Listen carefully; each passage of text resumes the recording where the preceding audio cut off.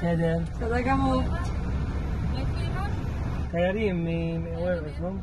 Canada, Canada.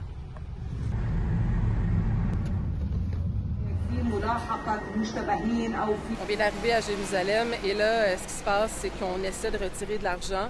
Ça fait 4 guichets automatiques. On est allé dans 2 banques et rien ne fonctionne. Il n'y a plus d'argent nulle part. Là, on vient trouver un guichet automatique au coin d'une rue. Là, comme vous voyez, il y a une dizaine de personnes devant le guichet automatique.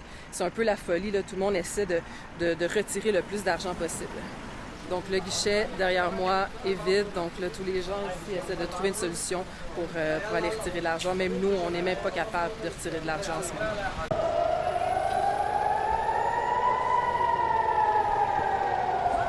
Il y a des bombardements, on va aller se mettre à l'abri. On s'est réfugiés à l'intérieur d'un hôtel et là, on suit les gens pour aller se mettre à l'abri. Au sous-sol, on a entendu des sirènes.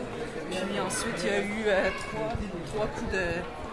On croit que c'est des bombardements.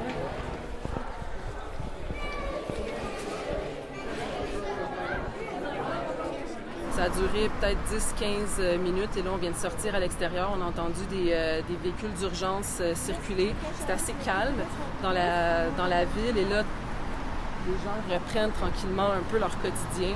Et je viens tout juste de parler avec une dame et elle nous a dit que les bombardements ont eu lieu dans 2 villes distinctes, à peu près 10-15 minutes de où on se trouve actuellement. Scared, very scared. Is it the first time that you hear? No. No? No, it started Saturday. And how many times per day do you Today hear? it was twice, and then Saturday 5 or 6 times.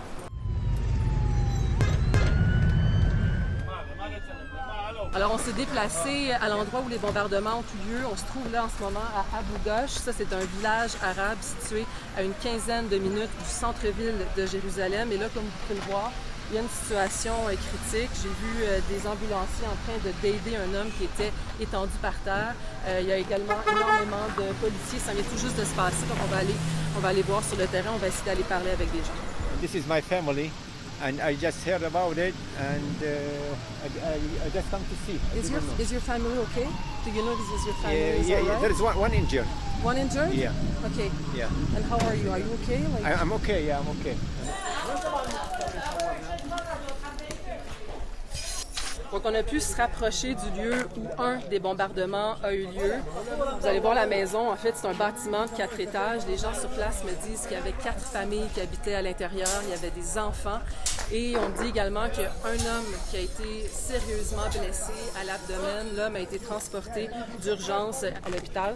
Et là, les gens que vous voyez, ce sont les gens du village, en fait, qui se sont regroupés sur place et là, qui tentent d'aider du mieux qu'ils peuvent là, à nettoyer le bâtiment. Je viens tout juste de parler avec une personne qui connaissait l'homme qui a été blessé. On me dit qu'il va s'en sortir. Il a été blessé sérieusement. Il est présentement en bloc opératoire à l'hôpital. Et là, je vais vous montrer l'endroit exact où le missile a tombé tout près du bâtiment.